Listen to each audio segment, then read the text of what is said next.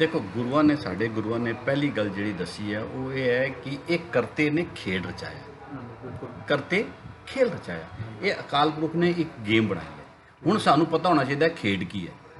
खेड के अंदर चार चीज़ां होनियां बहुत जरूरी ने। अगर उन्होंने चारों विचों एक भी ना हो तो खेड खेड नहीं रहिंदी। वो चार चीज़ां लिख लो। पहली चीज़, हर खेड का एक मकसद होंदा है, मोटिव, एम जिन्हों असीं कहते हैं कि उहदे विचों असीं प्राप्ति की करनी है। दूसरा होंदा है उहदे अंदर समय कि ये खेड कितनी देर चलेगा, 90 मिनट चलेगा कि 70 मिनट चलेगा कि एक दिन चलेगा कि 20 ओवर चलेगा कि 5 दिन चलेगा। तीसरी चीज़ होंदी है उहदे अंदर नियम कि किस नियम नाल है। हैंडबॉल है तो हथ लगाना है, पैर नहीं लगाना। फुटबॉल है तो पैर लगाना है, हथ नहीं लगाना। और सब तो इंपॉर्टेंट चीज़, सब तो जरूरी चीज़, हर खेड के अंदर एक चीज़ ऐसी होनी चाहिए जी तुहानू तुहाडे मकसद तक ना पहुँचण देवे। वो तुहाडे मकसद विच पहुँचण दा बाधक होवे, जिन्हों असीं कहंदे हैं ओपोजिशन। वो जरूरी है।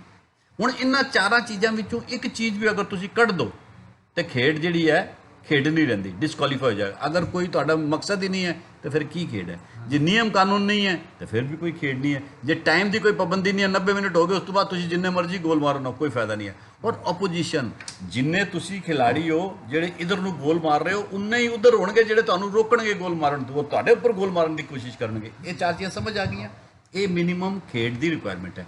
हुण अकाल पुरख के खेड विच ये चार चीज़ां किस तरह आंदियां ने। पहली चीज़ आंदी है एम। जिहड़ा करते ने जिहड़ा खेड बनाया उसका एम की है, तो प्राप्ति की है। तो वो प्राप्ति उन्होंने लिखी हुई है, भई प्राप्त मानुख दे हुरिया, गोबिंद मिलन की ए तेरी वरिया। अवर काज तेरे किते ना काम, मिल साथ संगत भज केवल नाम। तेरा मकसद है तू रब दे कोल जाके दोबारा उन्होंने मिलना। तू मीनस कौन? हुण ये समझो, तू कौन? शरीर मेरा जाएगा नहीं, आत्मा। क्यों आत्मा? क्योंकि वो है परमात्मा, वो है सागर। मैं हाँ आत्मा, मैं हाँ बूंद। मैं विछड़ गई हाँ। मैं गर्मी नाल भाप बन के उड़ी सी, जाके पहाड़ां ते डिग पई सी बूंद दे बर्फ के रूप विच। ना हिल सकती सी ना डुल सकती सी। ते उत्थे फिर मैनू जिस तरह सूरज की रोशनी मिलती रही तो मैं पिघलती गई। फिर मैं होर बूंदां कट्ठियां कीतियां तो मैं धारा बन गई, मैं नदी बन गई। मैं जद्दोजहद करके मैं मुड़ के समुंदर विच पहुंच गई। ये मेरा मकसद सी। इसी तरीके नाल आत्मा नू परमात्मा ने इस धरती ते भेजा है एक बूंद के रूप विच। की बना के? Amoeba, one cell creature. एक सैल का जीव, एक सैल का, वो अंदर दूसरा सैल ही नहीं होंदा, कल्ले सैल का जीव है अमीबा। उतों फिर जिस तरह बूंद नूं ते मिली सी धुप, सानू मिलिया ज्ञान। जिस तरह ज्ञान मिलता गया साडी डेवलपमेंट होती गई। एक सैल तो असी मल्टी सैल हो गए। फिर सानू एक ऑर्गन मिल गया, अर्थवाम होता है, केचुआ। एक कोई ऑर्गन है, त्वचा। ना अख है, ना कान है, ना जीवा है, कुछ नहीं है, खाली एक त्वचा है, एक ऑर्गन। फिर जिस तरह ज्ञान मिलिया, उसी केंचुए ने डेवलपमेंट करके, डार्विन ने जी गल दसी है, उसने डेवलपमेंट करके की किया, मल्टी ऑर्गन बन गया। फिर वो कान भी आ गए, अखा भी आ गई, त्वचा भी आ गई। फिर वो आई एक सेंस, फिर वो बन गया मल्टी सेंस। और अल्टीमेटली वो बन गया ह्यूमन बीइंग, जिहदे कोल सारा कुछ है, कंप्लीट है। अमीबा और ह्यूमन बीइंग, इहदे विच गुरबाणी कहती है 84 लख जूना ने। हाँ, आत्मा दी 84 लख स्टेजां ने, 84 लख, 840 मिलियन, 84 लख जूना ने। ਉਹਦੇ ਵਿੱਚੋਂ 42 ਲੱਖ ਧਰਤੀ ਦੇ ਉੱਪਰ ਨੇ, 42 ਲੱਖ ਧਰਤੀ ਪਾਣੀ ਦੇ ਅੰਦਰ ਨੇ, ਪਾਣੀ ਦੇ ਅੰਦਰ।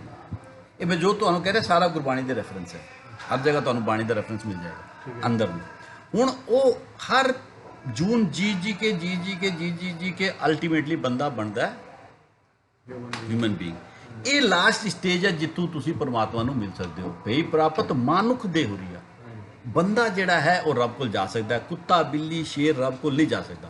प्रश्न पैदा होता है क्यों नहीं जा सकता? शेर क्यों नहीं जा सकता? कुत्ता क्यों नहीं जा सकता? बिल्ली क्यों नहीं जा सकता? वो मैं अगे दसांगा क्यों नहीं जा सकता। ये तो साडा एम की गल होगी। Next is time. एम अपना की है? नाम सिमरन, रीयूनियन विद गॉड। ये साडा एम है। राम सिमरन तो प्रोसेस है ना, ये एम है। हुण जिस तरह फुटबॉल का एम है गेम जितना, जितना तो की करना पेगा, गोल मारने पैणगे। तो गोल मारना गेम जितना नहीं है। गेम जितना मैं तुसी 4 गोल मारे, अगले ने 8 मार देते तो फिर गेम हार गए ना। तो motive is to win the game. Win करने से तुहानू गोल करने पैणगे, वो प्रोसेस है। इहदे अंदर उनकी है टाइम। टाइम सानू मिलिया है श्वासां दी पूंजी, श्वासां दी पूंजी। 1 ਕਰੋੜ 2 ਕਰੋੜ 10 ਕਰੋੜ ਜੋ ਵੀ ਮਿਲੀ ਹੈ, ਜਦ ਤੱਕ ਇਹ ਪੂੰਜੀ ਹੈ ਤੁਸੀਂ ਗੇਮ ਵਿੱਚ ਹੋ, ਯੂ ਆਰ ਪਲੇਇੰਗ ਗੇਮ। ਜਿਸ ਤਰ੍ਹਾਂ ਪੂੰਜੀ ਖਤਮ ਹੋ ਗਈ, ਚੱਕੋ ਚੱਕੋ ਹੋ ਜਾਏਗੀ, गेम इज ओवर। तीसरी चीज की है टाइम है श्वासां दी पूंजी। ठीक है जी। तीसरी चीज है रूल्स। हुण इस गेम दे रूल कित्थों सानूं पता चलणगे? इस गेम दे सारे रूल उस करते ने अपनी किरत च पा दिते ने। करते दी किरत की है? ये सृष्टि जो तुम देखते हर का रूप है, हर रूप नजरिया है, उसने अपनी किरत च पा दिते। किरत विच तुसीं नियम देखो, ਉਹਨਾਂ ਨੂੰ ਇੰਪਲੀਮੈਂਟ ਕਰੋ ਤਾਂ ਤੁਸੀਂ ਗੇਮ ਵਧੀਆ ਖੇਡੋਗੇ। ਜੇ ਤੁਸੀਂ ਪ੍ਰਕਿਰਤੀ ਦੇ ਉਲਟ ਜਾਓਗੇ, against the law of nature ਜਾਓਗੇ, ਤੇ ਤੁਸੀਂ ਗੇਮ ਤੋਂ ਡਿਸਕੁਆਲੀਫਾਈਡ ਜਾਓਗੇ, ਤੁਹਾਨੂੰ ਫਾਉਲ ਹੋ ਜਾਏਗਾ।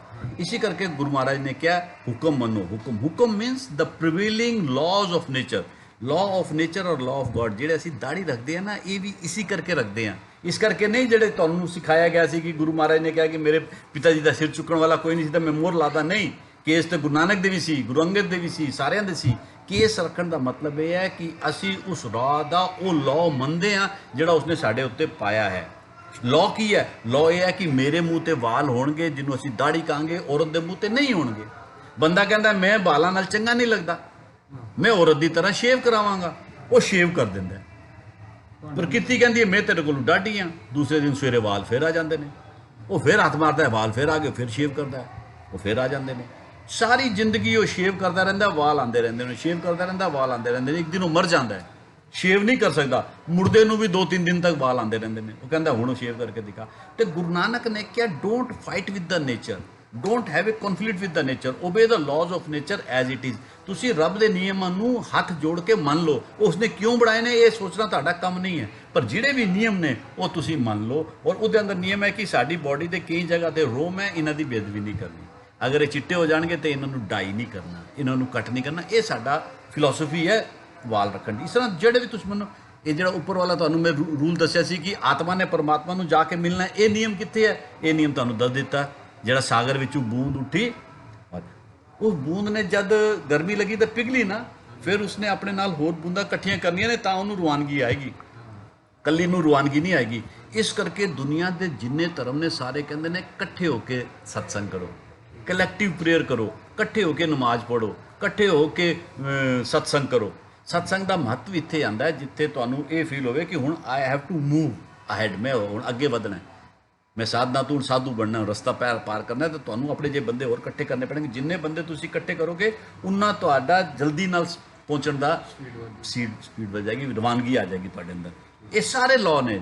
ਅਗਰ ਡਿਸਿਪਲਿਨ ਤੁਸੀਂ ਲੈਣਾ ਹੈ ਤਾਂ ਉੱਪਰੋਂ ਆਏਗਾ, ਪਾਣੀ ਉੱਪਰੋਂ ਥੱਲੇ ਆਏਗਾ, ਡਿਸਿਪਲਿਨ ਉੱਪਰੋਂ ਥੱਲੇ ਆਏਗਾ। ਬੱਚੇ ਡਿਸਿਪਲਿਨ ਹੋਣਗੇ ਤਾਂ ਟੀਚਰ ਡਿਸਿਪਲਿਨ ਹੋਏਗੀ, ਟੀਚਰ ਡਿਸਿਪਲਿਨ ਹੋਏਗੀ ਤਾਂ ਪ੍ਰਿੰਸੀਪਲ ਡਿਸਿਪਲਿਨ ਹੋਏਗਾ। ਨਹੀਂ, ਪ੍ਰਿੰਸੀਪਲ ਡਿਸਿਪਲਿਨ ਹੋਏਗਾ ਤਾਂ ਟੀਚਰ ਡਿਸਿਪਲਿਨ ਹੋਣਗੇ, ਟੀਚਰ ਡਿਸਿਪਲਿਨ ਹੋਣਗੇ ਤਾਂ ਬੱਚੇ ਡਿਸਿਪਲਿਨ ਹੋਣਗੇ। It always flow from up. ਜਿਸ ਬੂਟੇ ਨੂੰ ਫਲ ਲੱਗਿਆ ਹੋਏਗਾ ਉਹ ਚੁੱਕਿਆ ਹੋਏਗਾ, ਜਿਸ ਬੰਦੇ ਦੇ ਅੰਦਰ ਗੁਣ ਹੋਣਗੇ ਉਹ ਬਹੁਤ ਹੰਬਲ ਹੋਏਗਾ, ਉਹ ਕਦੀ ਆਪਣੀ ਪਬਲਿਸਿਟੀ ਨਹੀਂ ਕਰੇਗਾ। ਜਿਹੜੇ ਤਰਿੰਗ ਹੁੰਦੇ ਨੇ ਬਾਂਸ ਦੀ ਤਰ੍ਹਾਂ, ਉਹ ਅੰਦਰੋਂ ਖੋਖਲੇ ਹੁੰਦੇ ਨੇ, ਔਰ ਜੰਗਲ ਵਿੱਚ ਅੱਗ ਲਗਾਉਣ ਦਾ ਕੰਮ ਉਹ ਬਾਂਸ ਹੀ ਕਰਦਾ ਜਿਹੜਾ ਅੰਦਰੋਂ ਖੋਖਲਾ ਹੁੰਦਾ ਹੈ। ਇਹ ਸਾਰੇ ਨਿਯਮ ਰੱਬ ਦੇ ਹੈ। ਇੱਕ ਦਾਣਾ ਤੁਸੀਂ ਧਰਤੀ ਵਿੱਚ ਪਾਇਆ, ਉਹ ਤੁਹਾਨੂੰ ਅਣਗਿਣਤ ਦਾਣੇ ਦੇਗਾ। ਸ਼ਰਤ ਹੈ, ਨਿਯਮ ਹੈ ਪ੍ਰਕਿਰਤੀ ਦਾ ਕਿ ਜਿਹੜਾ ਦਾਣਾ ਪਾਓਗੇ ਉਹ ਹੀ ਮਿਲੇਗਾ। ਕਣਕ ਪਾਓਗੇ ਕਣਕ ਮਿਲੇਗੀ, ਧਤੂਰਾ ਪਾਓਗੇ ਧਤੂਰਾ ਮਿਲੇਗਾ। ਇੱਕ ਦੂਸਰਾ ਨਿਯਮ ਵੀ ਹੈ ਜਿਹੜਾ ਉਸ ਤੋਂ ਵੱਡਾ ਹੈ ਕਿ ਤੁਹਾਨੂੰ ਆਪਣੇ ਬੀਜ ਨੂੰ ਢੱਕਣਾ ਪਏਗਾ। ਅਗਰ ਤੁਸੀਂ ਉਹਨੂੰ ਅਣਢੱਕ ਕਰ ਦੋਗੇ ਤਾਂ ਉਹ ਜਾਂ ਤਾਂ ਸੁੱਕ ਜਾਏਗਾ ਜਾਂ ਚਿੜੀ ਖਾ ਜਾਏਗੀ, ਪਰ ਉਹਨੂੰ ਢੱਕਣਾ ਪਏਗਾ। ਇਸੇ ਤਰੀਕੇ ਨਾਲ ਜਿਹੜਾ ਤੁਸੀਂ ਕਰਮ ਕੀਤਾ, ਮਾੜਾ ਜਾਂ ਚੰਗਾ, ਜੇ ਤੁਸੀਂ ਉਹਨੂੰ ਢੱਕ ਦਿੱਤਾ ਤੇ ਉਹ ਮਲਟੀਪਲਾਈ ਹੋ ਕੇ ਤੁਹਾਡੇ ਜੀਵਨ ਵਿੱਚ ਆਏਗਾ। ਜੇ ਤੁਸੀਂ ਉਹਨੂੰ ਅਣਢੱਕ ਕਰ ਦਿੱਤਾ ਤਾਂ ਉਹ ਸੁੱਕ ਜਾਏਗਾ। ਹੁਣ ਹੋ ਕੀ ਰਿਹਾ? ਜਿਹੜਾ ਚੰਗਾ ਅਸੀਂ ਕਰ ਰਹੇ ਹਾਂ ਉਹਨੂੰ ਸਾਰੇ ਨੂੰ ਅਸੀਂ ਅਣਢੱਕ ਕਰ ਰਹੇ ਹਾਂ। ਇੱਕ ਪੱਖਾ ਦਿੱਤਾ, 3 ਉਹਦੇ ਪੰਖ ਸੀ, ਇੱਕ ਤੇ ਆਪਣਾ ਨਾਂ, ਆਪਣੇ ਪਿਓ ਦਾ ਨਾਂ, ਆਪਣੇ ਦਾਦੇ ਦਾ ਨਾਮ ਵੀ ਲਿਖਾ ਦਿੱਤਾ। ਲੰਗਰ ਲਗਾਇਆ ਤਾਂ ਪਿੱਛੇ ਬੈਨਰ ਲਗਾ ਦਿੱਤਾ। ਕਿਸੇ ਨੂੰ ਦਾਨ ਦਿੱਤਾ ਤਾਂ ਜਾ ਕੇ ਰੇਡੀਓ ਵਿੱਚ ਅਨਾਉਂਸ ਕਰ ਦਿੱਤਾ। ਅਸੀਂ ਚੰਗਿਆਈ ਨੂੰ ਅਣਢੱਕ ਕਰਦੇ ਹਾਂ, ਜਦ ਕਿ ਸਾਡੀ ਪਰੰਪਰਾ ਇਹ ਕਹਿੰਦੀ ਸੀ ਨੇਕੀ ਕਰ ਕੁएं में डाल, ਦੀਪ ਥੱਲੇ ਪਾ ਦੇ, ਨੇਕੀ ਕਰ ਦਰਿਆ में डाल। ਕਿਸੇ ਨੂੰ ਦੱਸ ਨਾ, ਤਾਂ ਤੈਨੂੰ ਉਹ ਫਲੀਭੂਤ ਹੋਏਗੀ, ਤਾਂ ਤੈਨੂੰ ਮਲਟੀਪਲਾਈ ਕਰੇਗੀ। ਔਰ ਕ੍ਰਿਸਚਨ ਕੀ ਕਹਿੰਦੇ ਨੇ? ਤੇਰੇ ਕੋਲੋਂ ਕੋਈ ਬੁਰਾਈ ਹੋ ਗਈ, ਕਿਸੇ ਨੂੰ ਨਹੀਂ ਦੱਸ ਸਕਦਾ, ਪਾਦਰੀ ਨੂੰ ਦੱਸਦੇ ਚਰਚ ਵਿੱਚ ਆ ਕੇ। ਉਹਨਾਂ ਨੇ ਕਨਫੈਸ਼ਨ ਰੂਮ ਬਣਾਏ ਨੇ ਜਿੱਥੇ ਆ ਕੇ ਤੂੰ ਆਪਣੀ ਬੁਰਾਈ ਦਾ ਮਤਲਬ ਤੂੰ ਆਪਣੀ ਬੁਰਾਈ ਨੂੰ ਅਣਢੱਕ ਕਰ। ਤੁਸੀਂ ਅੱਜ ਤੋਂ ਕਰਨਾ ਸ਼ੁਰੂ ਕਰ ਦਿਓ। ਇੱਕ ਚੰਗਾ ਕੰਮ ਉਪਰਾਲਾ ਕਰਕੇ ਕਰੋ, ਕਿਉਂਕਿ ਇਹ ਵੀ ਲਾਅ ਆਫ ਨੇਚਰ ਹੈ। ਜੇ ਤੁਸੀਂ ਚੰਗਾ ਕਰਨਾ ਚਾਹੋਗੇ, you have to give some efforts. ਤੁਹਾਨੂੰ ਕੋਈ ਮਿਹਨਤ ਕਰਨੀ ਪਏਗੀ। ਤੁਸੀਂ ਕਣਕ ਲਾਣੀ ਹੈ, ਤੁਹਾਨੂੰ 7 ਵਾਰ ਹੱਲਣਾ ਪਏਗਾ, ਸੁਹਾਗਾ ਦੇਣਾ ਪਏਗਾ, ਖਾਦ ਪਾਣੀ ਪਏਗੀ, ਪਾਣੀ ਪਾਣਾ ਪਏਗਾ, ਕਈ ਕੁਝ ਉਪਰਾਲੇ ਕਰਨੇ ਪੈਣਗੇ, ਰਾਖੀ ਕਰਨੀ ਪਏਗੀ, ਫਿਰ ਤੁਹਾਨੂੰ ਫਸਲ ਮਿਲੇਗੀ ਜਿਹਨੂੰ ਤੁਸੀਂ ਖਾ ਸਕਦੇ ਹੋ। ਪਰ ਜੇ ਤੁਸੀਂ ਕੁਝ ਵੀ ਨਾ ਕਰੋ, ਬਿੱਛੂ ਘਾਸ ਵਾਸਤੇ ਨਾ ਕੋਈ ਤੁਹਾਨੂੰ ਖਾਦ ਚਾਹੀਦੀ ਹੈ, ਨਾ ਬੀਜ ਚਾਹੀਦਾ, ਖੜਪਤਵਾਰ ਵਾਸਤੇ ਨਾ ਤੁਹਾਨੂੰ ਖਾਦ ਚਾਹੀਦੀ ਹੈ, ਨਾ ਬੀਜ ਚਾਹੀਦਾ। ਜੇ ਤੁਸੀਂ ਐਵੇਂ ਹੀ ਛੱਡ ਦਿਓ ਖੇਤ ਨੂੰ ਤਾਂ ਵੀ ਉਹ ਆਪੇ ਹੀ ਆ ਜਾਏਗੀ ਖੜਪਤਵਾਰ। ਕਣਕ ਨਹੀਂ ਆਪੇ ਆਏਗੀ, ਉਹ ਆ ਜਾਏਗੀ ਆਪੇ। ਤੇ ਜੇ ਕਣਕ ਵੀ ਤੁਸੀਂ ਲਾਈ ਹੈ ਫਿਰ ਵੀ ਤੁਹਾਨੂੰ ਉਹਦਾ ਧਿਆਨ ਦੇਣਾ ਪਏਗਾ, ਖੜਪਤਵਾਰ ਨਾ ਵੜ ਜਾਏ ਇਹਦੇ 'ਚ, ਉਹ ਪੁੱਟਣੀ ਪਏਗੀ, ਨਹੀਂ ਤੇ ਫਿਰ ਆ ਕੇ ਉਹ ਤੁਹਾਡੀ ਕਣਕ ਨੂੰ ਵੀ ਮਾਰ ਦੇਗੀ।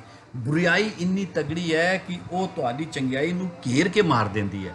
ਇੱਕ ਨਿੰਬੂ ਨਿਚੋੜੋਗੇ, 1 ਮਣ ਦੁੱਧ ਜਿਹੜਾ ਫਟ ਜਾਏਗਾ। 1 ਕਿਲੋ ਗੋਬਰ 1 ਮਣ ਗੁੜ ਨੂੰ ਗੋਬਰ ਕਰ ਦੇਗੀ।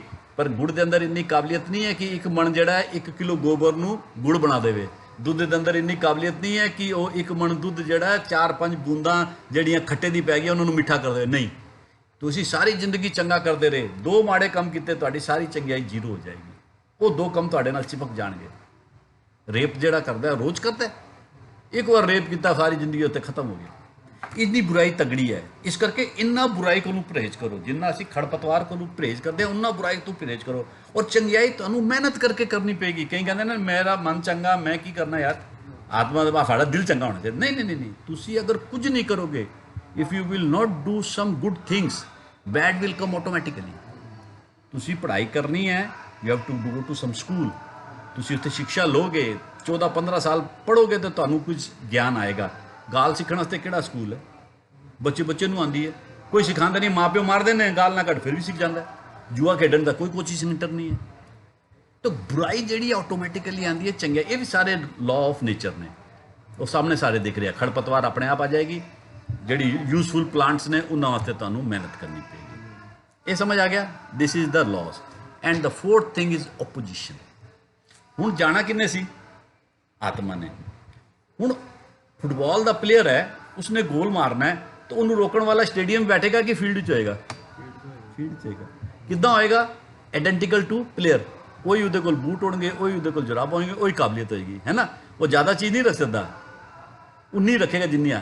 ਇਸੀ ਤਰੀਕੇ ਨਾਲ ਜਿਹੜੇ ਸਾਨੂੰ ਰੋਕਣ ਵਾਲਾ, ਜਿਹੜੀ ਸਾਡੀ ਓਪੋਜੀਸ਼ਨ ਹੈ, ਉਹ ਬਾਹਰ ਨਹੀਂ ਹੈ, ਸਾਡੇ ਅੰਦਰ ਹੀ ਹੈ। ਕਿਸ ਨੇ ਬਣਾਈ ਹੈ? ਜਿਸਨੇ ਗੇਮ ਬਣਾਈ ਹੈ। ਓਪੋਜੀਸ਼ਨ ਹੀ ਤਾਂ ਉसी ने बनाई, ਜਿਹਨੇ ਫੁੱਟਬਾਲ डिजाइन किया उसी ने दो पार्टियां डिजाइन की ना। जिन्हें चैस बनाई उसी ने 2 पार्टियां डिजाइन की। रब ने ही डिजाइन की है साढ़े अंदर कि तू जित सकता है कि नहीं जित सकता। जितेगा ਤਾਂ जब इनू हराएगा। एंड दैट इज मन, जिन्हों असी मन कहते हैं। उन्हें मन इक्वलेंट टू आत्मा। इसी करके गुरबाणी ने एक जगह कहा, मन तू जोत स्वरूप है, अपना मूल पहचान। यू आर जस्ट लाइक आत्मा, ਜਿਹਨੂੰ ਅਸੀਂ ਪੋਜ਼ਿਟਿਵ એનર્ਜੀ ਔਰ ਨੈਗੇਟਿਵ એનર્ਜੀ ਕਹਿ ਦਿੰਦੇ ਆ। ਇਸਲਾਮ ਦੇ ਅੰਦਰ ਉਹਨੂੰ ਕਹਿੰਦੇ ਨੇ ਸ਼ੈਤਾਨ। ਜੋ ਮਰਜ਼ੀ ਨਾ ਦੇ ਦਿਓ, but it is a counter power which don't allow ਸਾਡੀ ਜਿਹੜੀ ਆਤਮਾ ਹੈ ਉਹਨੂੰ ਰੱਬ ਨੂੰ ਮਿਲਣ ਵਾਸਤੇ। ਉਹਦਾ ਕੰਮ ਹੀ ਇਹੀ ਹੈ ਕਿ ਉਹਦੇ ਕੋਲ ਐਸੇ ਕੰਮ ਕਰਾਉਣਾ ਕਿ ਉਹ ਆਤਮਾ ਕੋਲ ਨਾ ਜਾ ਸਕੇ। ਹੁਣ ਆਤਮਾ ਕੋਲ ਜਾਏਗੀ ਕਿਸ ਤਰ੍ਹਾਂ? ਜਿਹੜਾ ਫੁੱਟਬਾਲ ਦੇ ਅੰਦਰ ਬੰਦਾ ਜਿੱਤੇਗਾ ਗੋਲ ਮਾਰਨ ਨਾਲ, ਇਸ ਜੀਵਨ ਦੇ ਅੰਦਰ ਬੰਦਾ ਜਿੱਤੇਗਾ ਸ਼ੁਭ ਕਰਮ ਕਰਨ ਨਾਲ। ਸ਼ੁਭ ਕਰਮ ਉਹਨੂੰ ਕਹਿੰਦੇ ਨੇ ਜਿਹੜੇ ਤੁਸੀਂ ਆਤਮਾ ਦੇ ਆਖੇ ਕਰੋਗੇ। ਕਿਉਂ? ਕਿਉਂਕਿ ਆਤਮਾ ਪਰਮਾਤਮਾ ਦਾ ਅੰਸ਼ ਹੈ। ਔਰ ਜਿਹੜਾ ਕੰਮ ਤੁਸੀਂ ਮਨ ਦੇ ਆਖੇ ਕਰੋਗੇ, ਉਹ ਕਿਉਂਕਿ ਤੁਹਾਡੀ ਓਪੋਜੀਸ਼ਨ ਹੈ, ਉਹਦਾ ਕੰਮ ਹੀ ਇਹੀ ਹੈ ਕਿ ਤੁਹਾਡੇ ਕੋਲ ਉਹ ਵਾਲੇ ਕੰਮ ਕਰਾਉਣਾ ਜਿਹੜਾ ਤੁਹਾਡੇ ਆਤਮਾ ਰੱਬ ਕੋਲ ਨਾ ਲੈ ਜਾਵੇ, ਤਾਂ ਉਹ ਮਨਮੁਖੀ ਕੰਮ ਨੇ। ਹੁਣ ਹਰ ਪਲੇਅਰ ਕੋਲ ਕੁਝ ਨਾ ਕੁਝ ਤਾਕਤ ਵੀ ਦਿੱਤੀ ਹੁੰਦੀ ਹੈ। ਅਗਰ ਤੁਸੀਂ ਬੈਟਿੰਗ ਕਰ ਰਹੇ ਹੋ ਤਾਂ ਤੁਹਾਡੇ ਕੋਲ ਬੱਲਾ ਹੋਏਗਾ, ਬੋਲਿੰਗ ਕਰ ਰਹੇ ਹੋ ਤਾਂ ਬਾਲ ਹੋਏਗੀ। ਰੱਬ ਨੇ ਵੀ ਦੋਨਾਂ ਪਲੇਅਰਾਂ ਕੋਲ ਤਾਕਤਾਂ ਦਿੱਤੀਆਂ ਨੇ। ਆਤਮਾ ਨੂੰ ਤਾਕਤ ਦਿੱਤੀ ਹੈ ਸੋਝੀ ਔਰ ਗਿਆਨ ਦੀ, ਔਰ ਮਨ ਨੂੰ ਤਾਕਤ ਦਿੱਤੀ ਹੈ ਕਾਮ, ਕ੍ਰੋਧ, ਲੋਭ, ਮੋਹ, ਹੰਕਾਰ ਦੀ। ਮਨ ਜਿਹੜਾ ਵੀ ਕੰਮ ਤੁਹਾਡੇ ਕੋਲੋਂ ਕਰਾਏਗਾ, ਇਹਨਾਂ 5 ਭਾਵਨਾ ਦੇ ਇੱਕ ਦੇ ਤਹਿਤ ਕਰਾਏਗਾ। ਜਾਂ ਲਾਲਚ ਦੇ ਤਹਿਤ ਕਰਾਏਗਾ, ਜਾਂ ਮੋਹ ਦੇ ਤਹਿਤ ਕਰਾਏਗਾ, ਜਾਂ ਕਾਮ ਦੇ ਤਹਿਤ ਕਰਾਏਗਾ, ਜਾਂ ਕ੍ਰੋਧ ਦੇ ਤਹਿਤ ਕਰਾਏਗਾ। ਔਰ ਆਤਮਾ ਜਿਹੜਾ ਕੰਮ ਕਰਾਏਗੀ ਉਹ ਸੋਝੀ ਔਰ ਗਿਆਨ ਦੀ ਦਲੀਲ ਦੇ ਕੇ ਕਰਾਏਗੀ। ਅਸੀਂ ਕੋਈ ਵੀ ਕੰਮ ਕਰਦੇ ਹਾਂ, 2 ਆਵਾਜ਼ਾਂ ਸਾਡੇ ਅੰਦਰ ਆਉਂਦੀਆਂ ਨੇ। ਤੁਸੀਂ ਵੀ ਦੇਖਿਆ ਹੋਏਗਾ, ਇਹ ਮੈਂ ਜਾਵਾਂ ਕਿ ਨਾ ਜਾਵਾਂ, ਖਾਵਾਂ ਕਿ ਨਾ ਖਾਵਾਂ, ਕਰਾਂ ਕਿ ਨਾ ਕਰਾਂ। ਉਹ ਇੱਕ ਆਤਮਾ ਦੀ ਆਵਾਜ਼ ਹੁੰਦੀ ਹੈ, ਇੱਕ ਮਨ ਦੀ ਆਵਾਜ਼ ਹੁੰਦੀ, ਜਿਹਨੂੰ ਅਸੀਂ ਕਹਿੰਦੇ ਆ ਅੰਤਰਦਵੰਦ। 2 ਆਵਾਜ਼ਾਂ ਉੱਠਦੀਆਂ ਨੇ, ਮਨ ਦੀ ਔਰ ਆਤਮਾ ਦੀ। ਆਤਮਾ ਉਹ ਸਾਰੇ ਕੰਮ ਕਹਿੰਦੀ ਹੈ ਜਿਹੜੇ ਸਾਨੂੰ ਰੱਬ ਦੇ ਨੇੜੇ ਲੈ ਜਾਣਗੇ। ਮਨ ਉਹ ਸਾਰੇ ਕੰਮ ਕਹਿੰਦਾ ਜਿਹੜੇ ਸਾਨੂੰ ਰੱਬ ਤੋਂ ਦੂਰ ਲੈ ਜਾਣਗੇ। ਜਿੰਨੇ ਚੰਗੇ ਕੰਮ ਨੇ ਉਹ ਆਤਮਾ ਕਹਿੰਦੀ ਹੈ ਕਰ, ਪਰ ਮਨ ਉੱਥੇ ਹੀ ਖੜੇ ਹੋ ਕੇ ਕਹਿੰਦਾ ਨਾ ਕਰ, ਨਾ ਕਰ, ਨਾ ਕਰ। ਜਿੰਨੇ ਮਾੜੇ ਕੰਮ ਨੇ ਮਨ ਕਹਿੰਦਾ ਹੈ ਕਰ, ਆਤਮਾ ਕਹਿੰਦੀ ਹੈ ਨਾ ਕਰ, ਨਾ ਕਰ, ਨਾ ਕਰ। ਤੁਸੀਂ ਸ਼ਰਾਬ ਪੀਣ ਵਾਸਤੇ ਜਾਓਗੇ, ਇੱਕ ਵਾਰ ਜ਼ਰੂਰ ਆਵਾਜ਼ ਆਏਗੀ ਯਾਰ ਇਹਦੇ ਨਾਲ ਲੀਵਰ ਖਰਾਬ ਹੁੰਦਾ ਹੈ। ਉਹ ਆਤਮਾ ਦੀ ਆਵਾਜ਼ ਹੈ, ਉਹ ਤੁਹਾਨੂੰ ਗਿਆਨ ਦੇ ਰਹੀ ਹੈ। ਅਸੀਂ ਉਹਨੂੰ ਓਵਰ ਰੂਲ ਕਰ ਦਿੰਦੇ ਹਾਂ। ਤੁਸੀਂ ਦਾਨ ਦੇਣ ਜਾ ਰਹੇ ਹੋ, ਇੱਕ ਆਵਾਜ਼ ਆਏਗੀ ਇਹ ਤਾਂ ਸਾਲੇ ਚੋਰ ਨੇ, ਇਹਨਾਂ ਨੂੰ ਤੁਸੀਂ ਵਿਗਾੜ ਰਹੇ ਹੋ, ਉਹ ਮਨ ਦੀ ਆਵਾਜ਼ ਹੈ, ਤੁਹਾਡਾ ਦਾਨ ਰੁਕ ਜਾਵੇ। ਹੁਣ ਜਿੱਦੀ ਇਹਦੇ ਅੰਦਰ ਹੋਰ ਫਿਲਾਸਫੀ ਆ ਗਈ, ਜਿੱਦਾਂ ਤੁਸੀਂ ਆਖਾ ਮੰਨੋਗੇ ਉਹ ਨੈਕਸਟ ਟਾਈਮ ਵਾਸਤੇ ਸਟਰੋਂਗ ਹੋ ਜਾਏਗਾ। ਇਟ ਇਜ਼ ਲਾਈਕ ਦਿਸ ਕਿ ਅਗਰ ਚਿੜੀ ਦਾ ਘੋਂਸਲਾ ਹੈ, ਉਹਦੇ ਅੰਦਰ ਦੋ ਬੱਚੇ ਨੇ, ਚਿੜੀ ਜਿਹਦੇ ਮੂੰਹ 'ਚ ਦਾਣਾ ਪਏਗੀ ਉਹ ਮੋਟਾ ਹੋਏਗਾ, ਜੇ ਇੱਕ ਦੇ ਮੂੰਹ 'ਚ ਪਾਉਂਦੀ ਰਹੇਗੀ ਤਾਂ ਉਹ ਹੀ ਮੋਟਾ ਹੋ ਜਾਏਗਾ, ਦੂਸਰਾ ਜਿਹੜਾ ਮੋਟਾ ਨਹੀਂ ਹੋ ਸਕੇਗਾ। ਤੇ ਅਸੀਂ ਜਿੱਦਾਂ ਆਖਾ ਮੰਨਾਂਗੇ, ਤੁਸੀਂ ਕੰਮ ਕਰਨਗੇ, ਤੁਹਾਨੂੰ ਦੋ ਆਵਾਜ਼ਾਂ ਆਈਆਂ, ਤੁਸੀਂ ਆਤਮਾ ਦੀ ਆਵਾਜ਼ ਪਕੜ ਲਈ, ਨੈਕਸਟ ਟਾਈਮ ਆਤਮਾ ਦੀ ਜਿਹੜੀ ਆਵਾਜ਼ ਹੈ ਉਹਦਾ ਜਿਹੜਾ ਵੋਲਿਊਮ ਹੈ ਉਹ ਲਿਟਲ ਬਿਟ ਮੋਰ ਹੋ ਜਾਏਗਾ, ਸਟਰੋਂਗ ਹੋ ਜਾਏਗਾ, ਔਰ ਮਨ ਜਿਹੜਾ ਹੈ ਉਹ ਲਿਟਲ ਬਿਟ ਛੋਟਾ ਹੋ ਜਾਏਗਾ। ਔਰ ਅਗਰ ਤੁਸੀਂ ਆਤਮਾ ਦਾ ਮੰਨਦੇ ਰਹੇ ਤੇ ਇੱਕ ਦਿਨ ਐਸਾ ਆਏਗਾ ਮਨ ਤੁਹਾਡੇ ਵਸ਼ ਵਿੱਚ ਹੋ ਜਾਏਗਾ, ਮਨ ਜੀਤੇ ਜਗ ਜੀਤ, ਕਿਉਂਕਿ ਆਤਮਾ ਨੇ ਤਾਂ ਸਾਰੇ ਤੁਹਾਡੇ ਕੋਲ ਚੰਗੇ ਕੰਮ ਕਰਾਉਣੇ। ਤੇ ਜੇ ਤੁਸੀਂ ਮਨ ਦਾ ਆਖਾ ਮੰਨਿਆ ਤੇ ਮਨ ਥੋੜਾ ਜਿਹਾ ਸਟਰੋਂਗ ਹੋ ਜਾਏਗਾ, ਆਤਮਾ ਵੀਕ ਹੋ ਜਾਏਗੀ। ਔਰ ਇੱਕ ਦਿਨ ਐਸਾ ਆਏਗਾ ਅਗਰ ਤੁਸੀਂ ਮੰਨਦੇ ਹੀ ਮੰਨਦੇ ਰਹੇ ਤਾਂ ਮਨ ਇੰਨਾ ਸਟਰੋਂਗ ਹੋ ਜਾਏਗਾ ਕਿ ਆਤਮਾ ਆਵਾਜ਼ ਦੇਣਾ ਹੀ ਬੰਦ ਕਰ ਦੇਗੀ। ਉਹ ਕਹਿੰਦੇ ਨੇ ਮਨਮੁਖੀ ਹੋ ਗਿਆ। ਮਨ ਦੇ ਕੰਮਾਂ ਨੂੰ ਅਸੀਂ ਕਹਿੰਦੇ ਹਾਂ ਮਨਮੁਖੀ ਕੰਮ, ਆਤਮਾ ਦੇ ਕੰਮਾਂ ਨੂੰ ਕਹਿੰਦੇ ਅਸੀਂ ਗੁਰਮੁਖੀ ਕੰਮ। ਠੀਕ ਹੈ ਜੀ। ਕਰਮੀ ਹੋਏ ਵਿਚਾਰ। ਹੁਣ ਜਿਹੜਾ ਸਾਡਾ ਵਿਚਾਰ ਹੋਏਗਾ ਨਾ ਉਹ ਈਚ ਐਂਡ ਐਵਰੀ ਕਰਮ ਦੇ ਨਾਲ ਹੋਏਗਾ। ਕਰਮੀ ਆਪੋ ਆਪਣੀ ਕੇ ਨੇੜੇ ਕੇ ਦੂਰ ਹੋ, ਇਹ ਹੀ ਤੈਅ ਕਰੇਗਾ ਕਿ ਤੁਸੀਂ ਰੱਬ ਦੇ ਨੇੜੇ ਚਲੇ ਗਏ ਕਿ ਰੱਬ ਤੋਂ ਦੂਰ ਹੋ ਗਏ। ਇਹਦਾ ਮਤਲਬ ਇਹ ਹੈ ਕਿ ਮੈਂ ਸਮਝ ਲਓ 100 ਕਰਮ ਕੀਤੇ, ਮੈਂ 60 ਕੀਤੇ ਆਤਮਾ ਦੇ, 40 ਕੀਤੇ ਮਨ ਦੇ ਆਖੇ, ਤੇ ਮੈਨੂੰ ਨੈਟ ਪ੍ਰੋਫਿਟ ਕਿੰਨਾ ਹੋਇਆ 20 ਦਾ, ਪਰ ਪਹੁੰਚਣਾ ਸੀ ਮੈਂ 100 ਤਾਂ ਮਿਲੇ ਮੈਨੂੰ 20, ਤੇ ਮੈਂ ਉੱਥੇ ਤਾਂ ਨਹੀਂ ਪਹੁੰਚ ਸਕਿਆ ਰੱਬ ਦੇ ਕੋਲ, ਪਰ ਮੈਂ 20 ਕਦਮ ਅੱਗੇ ਹੋ ਗਿਆ, ਮੈਂ ਰੱਬ ਦੇ ਨੇੜੇ ਚਲਾ ਗਿਆ। ਵਾਈਸ ਵਰਸਾ, ਅਗਰ ਮੈਂ ਗਲਤ ਕੀਤੇ ਤੇ ਮੈਂ ਰੱਬ ਤੋਂ ਦੂਰ ਚਲਾ ਗਿਆ। ਕਰਮੀ ਆਪੋ ਆਪਣੀ ਕੇ ਨੇੜੇ ਕੇ ਦੂਰ। ਇਹਦੇ ਨਾਲ ਹੋਏਗਾ ਕਿ ਜਿਹੜਾ ਰੱਬ ਦੇ ਨੇੜੇ ਚਲਾ ਜਾਏਗਾ, ਰੱਬ ਉਦੋਂ ਆਪਣੀ ਸਾਰੀ ਬਖਸ਼ੀਸ਼ ਜਾਂ ਗੁਰਪ੍ਰਸਾਦ ਜਿਹੜਾ ਜ਼ਿਆਦਾ ਕਰਕੇ ਭੇਜੇਗਾ। ਪਹਿਲੀ ਚੀਜ਼ ਤੇ ਕੀ ਹੈ, ਕਰਮੀ ਆਵੇ ਕਪੜਾ। ਇਹ ਜਿਹੜਾ ਸਰੀਰ ਹੈ ਸਾਨੂੰ ਕਰਮਾਂ ਦੇ ਨਾਲ ਮਿਲਿਆ, ਕਰਮ ਨਾਲ ਤੁਹਾਨੂੰ ਭਾਗ ਮਿਲੇਗਾ, ਕਰਮ ਨਾਲ ਤੁਹਾਨੂੰ ਮਾਪਿਓ ਮਿਲਣਗੇ, ਕਰਮ ਨਾਲ ਤੁਹਾਨੂੰ ਦੇਸ਼ ਮਿਲੇਗਾ। ਔਰ ਗੁਰਬਾਣੀ ਕਹਿੰਦੀ ਹੈ ਕਿਸੇ ਨੂੰ ਦੋਸ਼ ਨਾ ਦੇ, ਦੋਸ਼ ਆਪਣੇ ਕਰਮਾਂ, ਜੋ ਮੈਂ ਕੀਆ ਸੋ ਮੈਂ ਪਾਇਆ। ਜੇ ਤੂੰ ਰੱਬ ਦੇ ਨੇੜੇ ਸੀ ਉਹਨੇ ਸਭ ਕੁਝ ਜ਼ਿਆਦਾ ਦੇ ਦਿੱਤਾ, ਇੱਕ ਰੋਟੀ ਚਾਹੀਦੀ ਹੈ 2 ਨੇ, ਇੱਕ ਕਪੜਾ ਚਾਹੀਦਾ 4 ਨੇ, ਇੱਕ ਗੱਡੀ ਚਾਹੀਦੀ ਹੈ 6 ਨੇ, ਤੂੰ ਸਵਰਗਾਂ ਵਿੱਚ ਹੈ। ਤੇ ਜੇ ਤੂੰ ਰੱਬ ਤੋਂ ਦੂਰ ਚਲਾ ਗਿਆ, ਰੱਬ ਨੇ ਆਪਣੇ ਹੱਥ ਖਿੱਚ ਲਏ, ਰੋਟੀ ਖਾਣੀ ਹੈ ਨਹੀਂ ਹੈ, ਬੱਚਾ ਬਿਮਾਰ ਹੈ ਦਵਾਈ ਨਹੀਂ ਹੈ, ਮਾਂ ਬੁੱਢੀ ਹੈ ਹਸਪੀਟਲ ਜਾਣ ਦੇ ਪੈਸੇ ਨਹੀਂ ਨੇ, ਤੇ ਤੂੰ ਨਰਕਾਂ ਵਿੱਚ ਹੈ। ਨਰਕ ਸਵਰਗ ਇੱਥੇ ਹੀ ਨੇ ਆਪਣੇ ਕਰਮਾਂ ਦੇ ਉੱਤੇ। ਪਰ ਉਹਦੇ ਅੰਦਰ ਇੱਕ ਹੋਰ ਫਾਇਦਾ ਵੀ ਹੈ ਕਿ ਜੇ ਤੂੰ ਨਰਕਾਂ ਵਿੱਚ ਹੈ ਤੇ ਅਗਲੀ ਵਾਰ ਤੇਰੇ ਸਵਰਗ ਵਿੱਚ ਜਾਣ ਦੇ ਚਾਂਸਸ ਜ਼ਿਆਦਾ ਹੋ ਜਾਣਗੇ, ਕਿਉਂਕਿ ਤੂੰ ਰੱਬ ਨੂੰ ਜ਼ਿਆਦਾ ਯਾਦ ਕਰੇਗਾ ਦੁੱਖ ਵਿੱਚ। ਦੁੱਖ ਦਾਰੂ ਸੁਖ ਰੋਗ ਪਿਆ। ਤੇ ਜੇ ਤੂੰ ਸਵਰਗਾਂ ਵਿੱਚ ਹੈ ਤੇ ਤੇਰੇ ਭ੍ਰਸ਼ਟ ਹੋਣ ਦੇ ਚਾਂਸਸ ਜ਼ਿਆਦਾ ਹੋਣਗੇ, ਤੂੰ ਜ਼ਿਆਦਾ ਮਨਮੁਖੀ ਹੋ ਜਾਏਗਾ। ਪੈਸਾ ਨਹੀਂ ਹੋਏਗਾ ਤਾਂ ਤੂੰ ਪਹਿਲੇ ਰੋਟੀ ਖਰੀਦੇਗਾ, ਪਰ ਪੈਸਾ ਜ਼ਿਆਦਾ ਹੋਏਗਾ ਤਾਂ ਫਿਰ ਤੂੰ ਰੋਟੀ ਬਾਅਦ ਸ਼ਰਾਬ ਵੀ ਖਰੀਦੇਗਾ। ਤਾਂ ਉਹ ਟੈਂਪਟੇਸ਼ਨ ਜਿਹੜੀ ਵੱਧ ਜਾਂਦੀ ਹੈ। ਇਹ ਹੈ ਸਾਰੇ ਗੇਮ ਦਾ ਪ੍ਰੋਸੈਸ। ਹੁਣ ਸਾਡੇ ਗੁਰੂ ਬੇਟੇ ਚਾਬੀ ਤਾਂ ਮੇਰੇ ਕੋਲ ਨਹੀਂ ਹੈ।